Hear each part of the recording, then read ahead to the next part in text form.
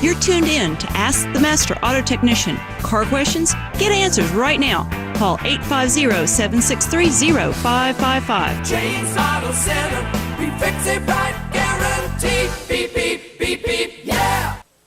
All right, good morning. Welcome to our show, Ask the Master Auto Technician. My name is James Morris, and I'm here to help answer questions you may have about why your car does what it does, or maybe you have a question about your tires. That's why I have Hanson here from Baytown Tires, and he is the Tire Pros expert. He knows more about tires, and, well, he's probably forgotten more about tires than I know. So, Hanson, tell me what you know about tires in 30 seconds. It's a continuous learning process. Like you said, I've probably forgotten more, but a lot of the stuff I've forgotten is really not worth anything anymore because the industry has changed so much in the last 10 years. Isn't that the truth? When you and I were in this business, wasn't bias ply tires very common, and some cars still had them on it, but I don't think there's any cars out there that have bias ply tires on at all anymore. No, not really. The only time we see bias ply is a trailer tire every once in a while. That's about it, and most of them are turning radial. Most trailer tires are becoming radial tires. I think, maybe I'm wrong on that, but radial tires have really taken the market by storm. Just about every tire out there is a radial type tire, is it not? Well, you can control what the tire does a lot more if you have steel belted radials versus, the old nylon belts, which have a tendency to shrink and stretch and do all kinds of other stuff. They told me years ago, my phone keeps going off, they told me years ago that Firestone and Playtex were going to go in partnership together. And I said, what are they going to do that for? They said, well, they're going to invent a tire that will lift and separate. And I went, man, we don't need that. I said, we already got that. But on tires, what causes them to lift and separate? Is it just age? Is it the design? Or tires still do it. They've gotten a lot better, but do they still do it? Like you said, age has a lot to do with it because the elasticity of the tire changes. Heat and weather conditions and the sun beating down on it changes the rubber compound to where it doesn't adhere to the metal steel belted radials like it used to, and then of course all of a sudden it starts to separate from the steel, and then you have big bubbles in it. Yeah. Now I know yesterday a customer's car I looked at, it was 100 degrees when I pulled it around, and I said, I wonder how hot the asphalt is, and when you add that driving friction, moving tires, I bet you it's not uncommon to have 200 plus degree tire temperatures. I think you're right on, especially with braking. The front tends to be a little bit hotter.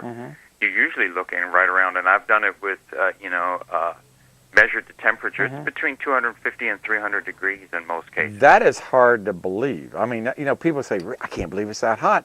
And I go, well, heat is a big killer of a lot of things on tires. It's a big killer of a lot of things on engines.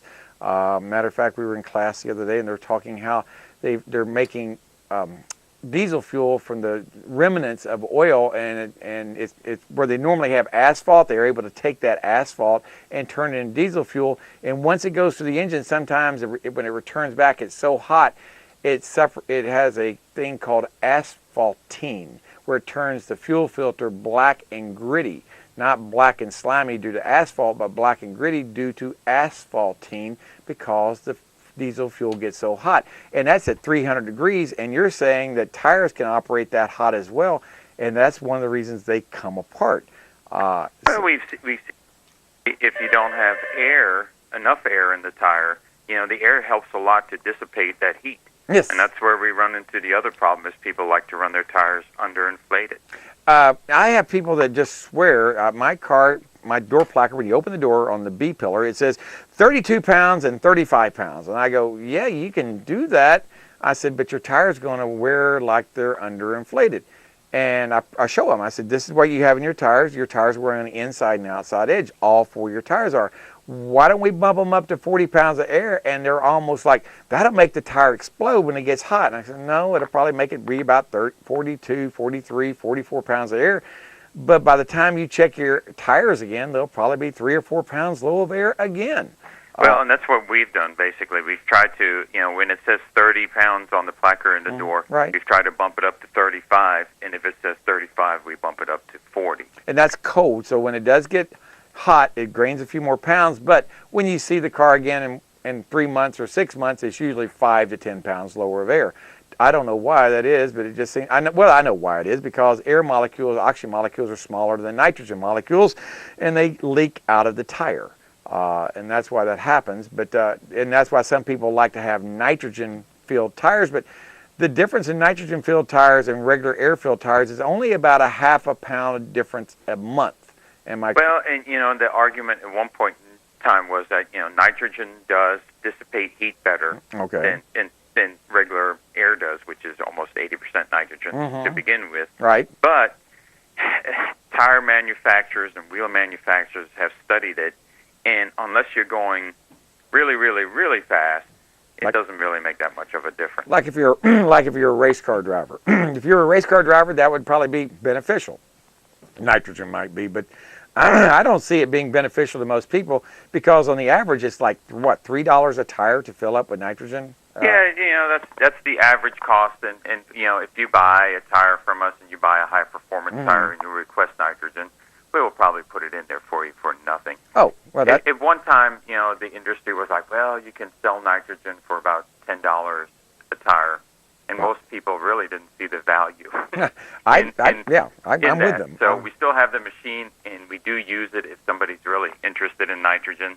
But like I said, almost all of the I should say that all of the tire manufacturers have said that really air is good enough for a passenger or light truck tire. And that's good information to get out there. Now, talking about things that have changed in the industry, we talked about nitrogen.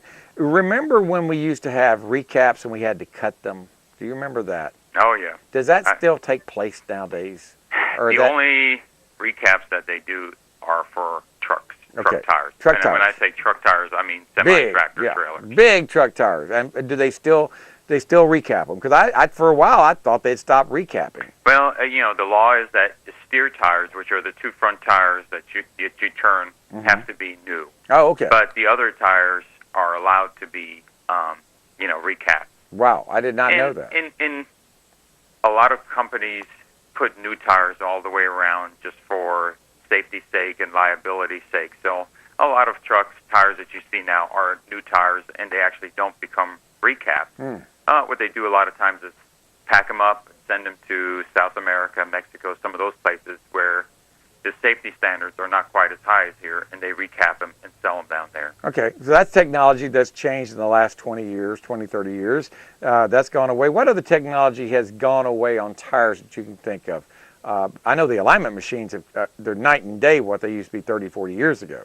Oh, gosh, yeah. I mean, everything is with lasers and Wi-Fi and, steering angle. You actually have to go into the computer to set all those things correctly. Of course, TPMS is the biggest change over the last 30 years that I can think of in tires. Now, that is an important thing, tire pressure monitoring systems. What seems to be I think the average lifespan, what we agreed is about 7 years, or is it less than that? Well, we've seen it really depends, anywhere from 3 to 7 years. So the average is about 5 years. Okay, so 5 then.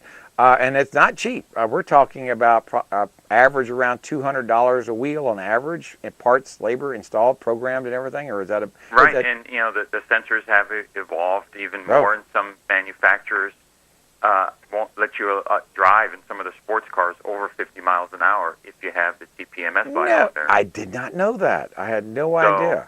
And that's really the legislation that's they're pushing now, is that almost all cars will have that. So all of a sudden your TPMS light comes on and you can't go fast unless you get your tire fixed or that sensor replaced. Well, there'd be a lot of cars that wouldn't be moving in Bay County. Well, and I have a problem with over-legislating stuff like that. It really should be your decision. Right. And most drivers make a good decision to have a safe, and reliable car, to punish everybody. And I mean, there are people out there that I speak with every day, especially some of the elder folks that are on constrained budgets. Right. It's a big deal. It is trying to keep the car running and not have some of these extra things that Yeah. they can't afford to put on. And when I see them all the time, they get about 8, 9 years old on the car. They say, maybe I need to get rid of the car. And I mean, the car runs good, looks good, everything's good on it. But after 8, 9 years, you and I both know little plastic gears and, the air blend doors, they like to fail. And, and you got the tire pressure we monitor. do a lot of, Yeah. Then all of a sudden the window regulator breaks and you have no air conditioning, no windows, which is unfortunate. It is, and I'm not laughing. It's unfortunate because it gets rather scary when that happens. Because I've had customers come in here. I can't roll down my windows. My air conditioning's done. I said, and I don't have any money. And I go, which one do you want to fix first? You want to fix the windows down, or do you want to have the air conditioning? I said, I can do one or the other. And I said, but I can't do both if you don't have any money. I said, there's a limited amount of money you can work with. I said, probably the cheapest thing is get the window where you can roll it up and down. And that's not inexpensive on some cars. You can spend $400, $500, $600, $700 just to make a window go up and down. And it's absolutely true. And average, again, like you said, you're looking at least $300 or $400. Yeah.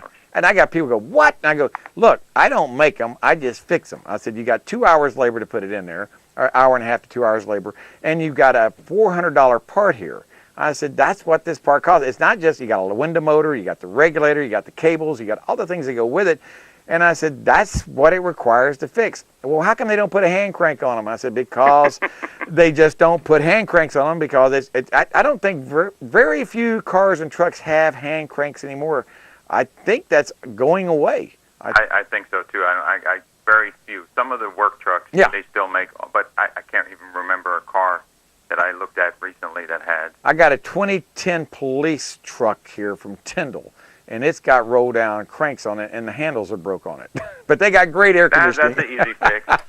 They got great air conditioning. You start rolling it down, the little knob comes off in your hand. Stick it back on. I go, you want to fix that? Nah, we just use the air conditioning. Okay, no problem. But yeah, it is a big deal out there having air conditioning and air conditioning isn't a luxury. It's a necessity. Especially for defrosting your windows, for making sure you can see where you're going, especially and when it rains, we get these sudden rainstorms like we have, and all of a sudden your windows fog up and you can't see where you're going. If you didn't have air conditioning, all you get would be 2 little half moons. That would be all you would have if you didn't have an AC system to dry out the air. So having AC is a safety concern as well as it sure is a lot comfortable when it's 100 degrees outside. And unfortunately, like you said, there are a lot of components to AC. Oh, golly gee whiz. It is amazing. I see people come. We had one yesterday come in. Customer says, it's just not quite as cool as it should be. I went out there and I tested the temperature. I said, well, coming in is the same temperature as coming out, and your compressor's staying on, but it's not very cold. I said, you're not going to like what I'm going to tell you. More than likely, this indicates you've got a compressor that's not working right. And when we checked it out, the system is only supposed to have 1 pound, 7 ounces in it. We found 2 pounds, 6 ounces in it. Well, and that's another, I always wonder through, even Walmart, they sell all these recharge kits. And I see tons and tons of ACs that are overfilled. Correct. And that's a no-no. It's very difficult to explain to someone that you have to suck all of the Freon out and then put the exact amount in there. Even 1 or 2 ounces these days on these systems makes a difference on how it cycles and how it runs. Absolutely. If you overcharge them or undercharge them, you can ruin the compressor. This person thought they were saving some money and found one of those cheap $19.95 recharge air conditioning specials, and now they get to spend $1,000 to fix it correctly. It's not cheap. They should have fixed it right the first time and just fixed the leak. They'd been good. But no, anyway, that's one of those things that happen. But Hanson, thank you so much for being on here. They can reach you at 873-8900 Baytown Tires, right on the curve in St. Andrews. You've been there for 23 years now? 21 years. 21. Well, you've been there longer. Close. I mean, it's close. It's been 20 plus years. Let's just keep it at that. Anyway, you've been there a long time now, and we appreciate your business that you do with us in this town and the people in Bay County by helping keep their cars safe on the road. Hey, this is James Morris, along with Hanson Hindenburg. We'll see y'all next. I got Mark Sarlo calling in a few minutes, so I'll get him on here for our Friday edition show, and we'll talk to y'all next week or in just a few minutes. Bye-bye, everybody. James Auto Center, we fix it right, guaranteed. Beep, beep, beep, beep, yeah.